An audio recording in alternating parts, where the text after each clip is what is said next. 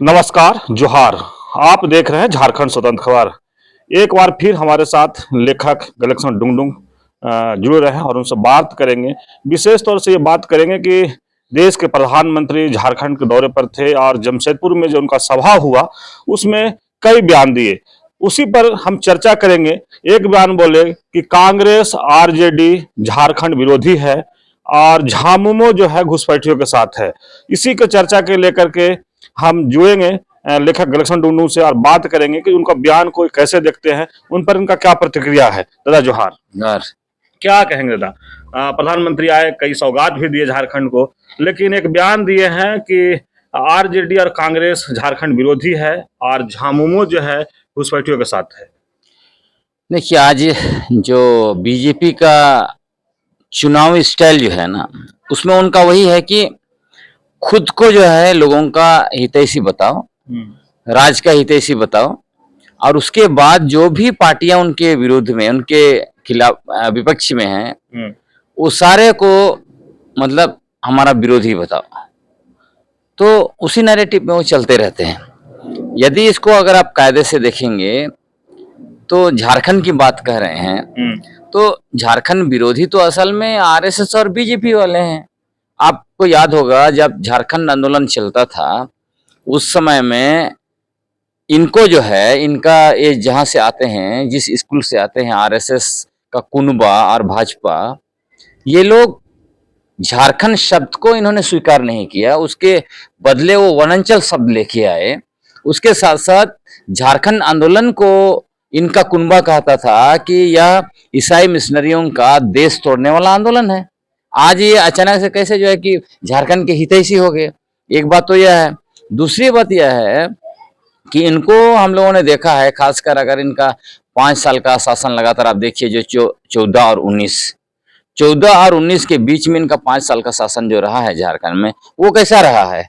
जैसे ही उनकी यहाँ पे सत्ता बनी, मतलब सत्ता आने से पहले वो कह रहे थे कि खासकर आदिवासियों को लेकर कि हमारी सरकार जैसे ही आएगी कोई माय का लाल नहीं होगा जो आपका जमीन छीनेगा।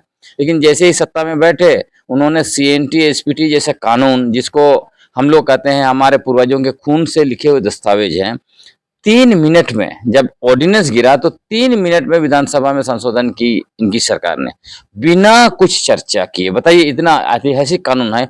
उससे पहले बीजेपी के जो प्रदेश अध्यक्ष हुआ करते थे रविंदर राय, उन्होंने तो यहाँ तक कहा था कि सीएनटी और एसपीटी कानून जो है वो काले कानून है, क्योंकि इसको अंग्रेजों ने बनाया। तो ये कब से आदिवासियों की हितैषी और झारखंड की हितैषी हो रहे हैं, ये तो जनता जानते है। इसीलिए जो है कि उन्होंने सबक सिखाया और जिस तरह से लैंड बैंक बनाया, उसके साथ साथ ग्लोबल इन्वेस्टर समिट किए, 11,000 पूंजीपतियों को लेके आया, 11,109 आदिवासियों पर देशद्रोह का मुकदमा किया, वहां गोड्डा में आदिवासियों का लहलहाता खेत, आदिवासी और मूलवासी, उनका खेत में जो है कि बुलडोजर चला के जमीन छीना और अडानी को दिया।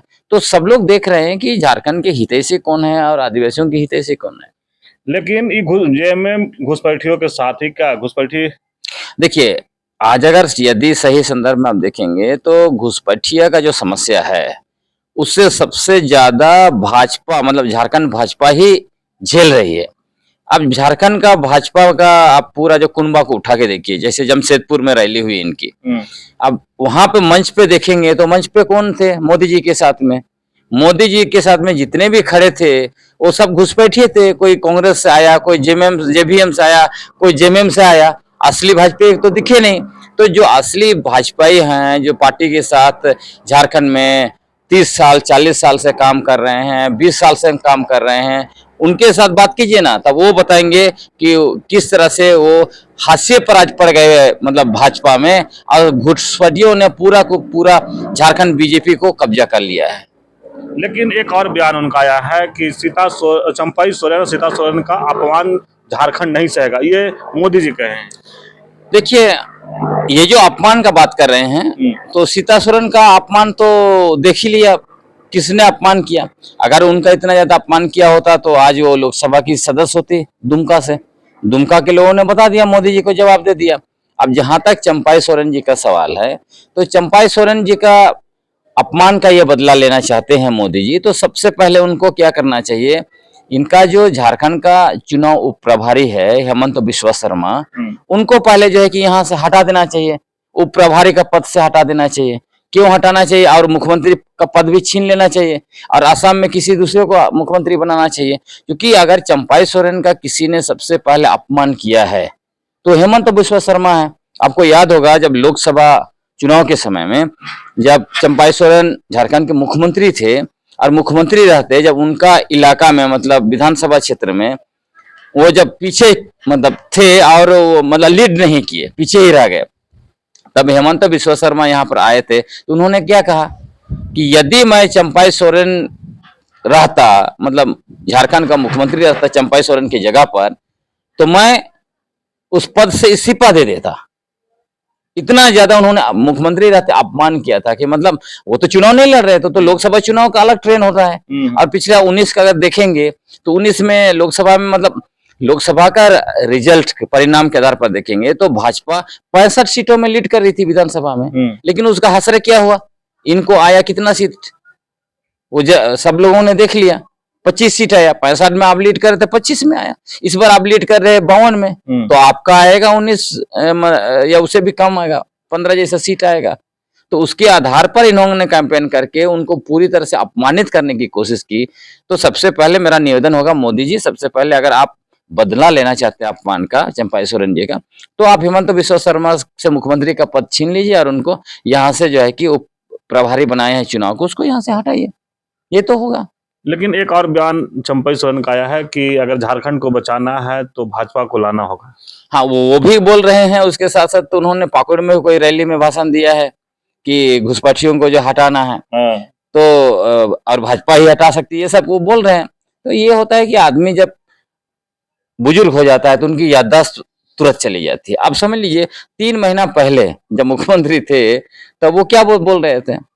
वो तो जिम्मेवार बना रहे थे केंद्र सरकार को, मोदी सरकार को, अमित शाह जी को बता रहे थे कि घुसपैठिए का जिम्मेदार तो यही है। तो कब से इन्होंने राज्य सरकार को मतलब सीमा की सुरक्षा का जिम्मेवारी दे दिया? आज ऐसे दिल्ली गए, उसके बाद आज उनका यह स्टेटमेंट आ रहा है। तो मेरा कहने का मतलब यह है कि जो व्यक्ति 1-2 महीना के अंदर ही इतना ज्यादा बदल जाता है, वैसे व्यक्ति पर आम जनता को विश्वास नहीं करना चाहिए। आप देखिए उसी तरह से आपका बाबूलाल मरांडी जी है। बाबूलाल मरांडी आपको याद होगा 2009 से 19 तक क्या बोलते थे?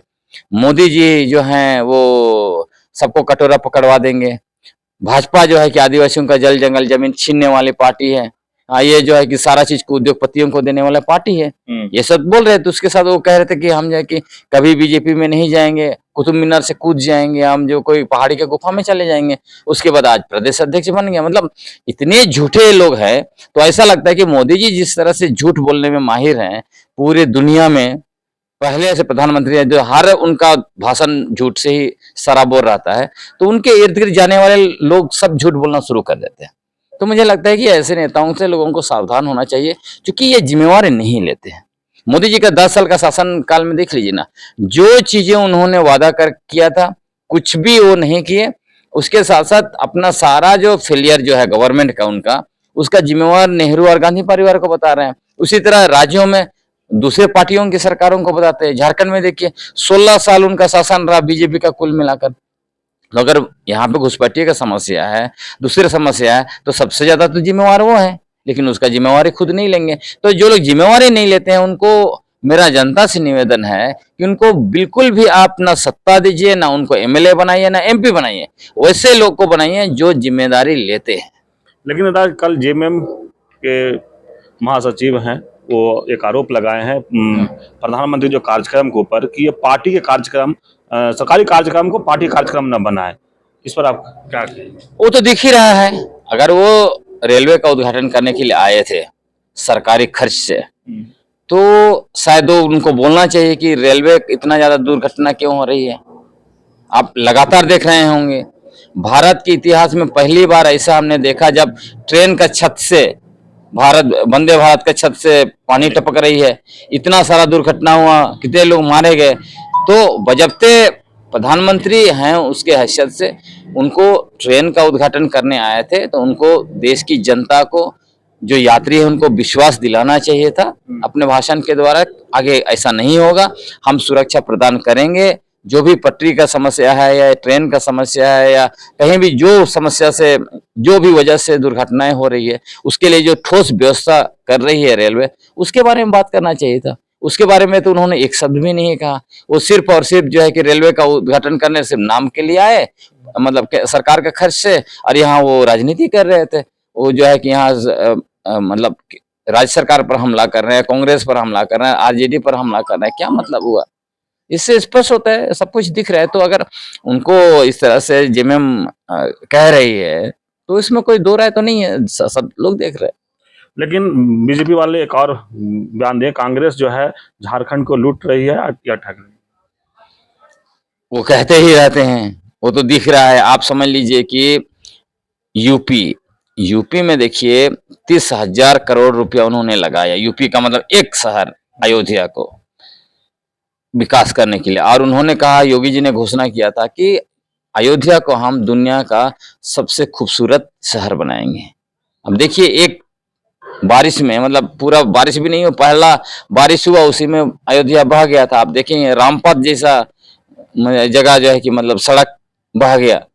तो ये तो मतलब देशवासी देख रहे हैं, दुनिया भी देख रही कि आकर कौन ठग रहा है, कौन क्या कर रहा है। देखिए, ये लोग भाषणवीर है, भाषण देते रहते हैं। इसलिए आज के समय में अगर आप देखेंगे तो मोदी जी का वजन निरंतर कम होता जा रहा है। उसी का परिणाम आपने देख लिया होगा 2024 में। वो बोलते हैं, उसके ठीक विपरीत करते हैं।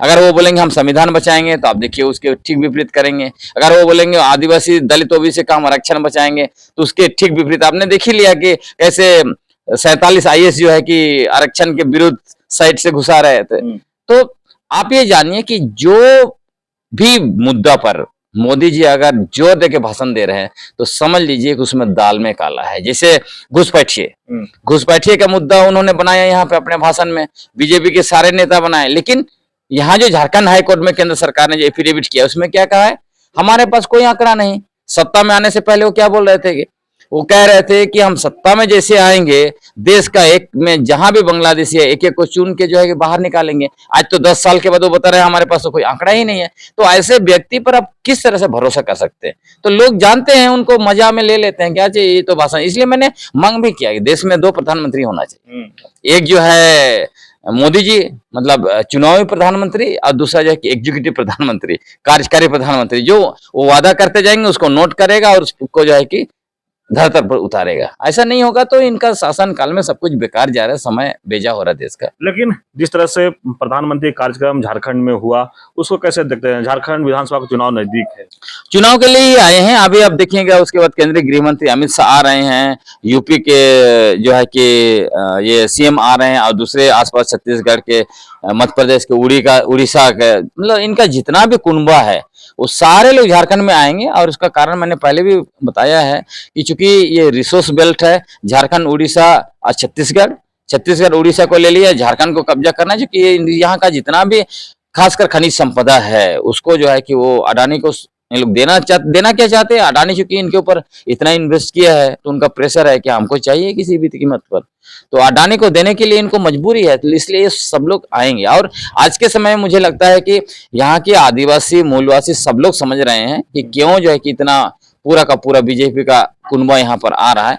तो देखिए, नेता जाने से कुछ होता नहीं है, आम जनता तय करेगी झारखंड का भविष्य। आम यहाँ पे कौन सत्ता में रहेगा और क्यों रहेगा, यहाँ के लोगों को, आदिवासियों को, मूलवासियों को पता है।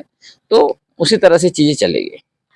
चलिए, अभी आप सुन रहे थे लेखक गलेक्सन डुंगडुंग की बात, जो प्रधानमंत्री के दौरा हुआ था जमशेदपुर में, उस पर बात कर रहे थे। हम लोग स्पष्ट कर दिए कि जिस तरह से वो बातें रखे हैं तो वो चुनावी माहौल बना रहे हैं और चुनाव जो विधानसभा चुनाव है उसमें फायदा लेने की बात सोच रहे हैं। लेकिन जनता या आदिवासी वोटर उनके साथ नहीं गए हैं, नेता लोग गए हैं। तो जिस तरह से लगातार इस बात को कह रहे हैं कि चुनावी प्रधानमंत्री ये हैं, और जिस तरह से विधानसभा का चुनाव नजदीक आ रहा है, बीजेपी के कुनबा के लोग अब झारखंड दौरे पर हैं, चाहे प्रधानमंत्री, गृह मंत्री या योगी आदित्यनाथ है जो यूपी के सीएम है, या लगातार जो इनका कुनबा है अब झारखंड दौरे पर आना शुरू हो गए हैं। तो देखना होगा कि जब इन लोग दौरा कर रहे हैं तो विधानसभा चुनाव में कितना बेनिफिट होगा। और जिस तरह से ये कहे कि जो प्रधानमंत्री का जो दौरा था वो चुनावी ही दौरा ही था, लेकिन उनको जिस तरह से दिखाया गया कि सरकारी कार्यक्रम में आ रहे हैं, रेल उद्घाटन करेंगे, कहीं आवास देंगे, लेकिन नहीं, वो जिस तरह से लगातार गलेक्शन डुंगडुंग भी कर रहे हैं, जेएमएम का भी लोग कल कहे हैं कि वो सरकारी कार्यक्रम किए लेकिन वो चुनावी सभा किए। तो कहीं ना कहीं उन लोग का इस पर विरोध भी था जेएमएम वाले लोग का कि इस तरह का लोग न करें। तो इसी तरह की खबर को देखने के लिए आप झारखंड से जुड़े रहिए। जोहार, नमस्कार।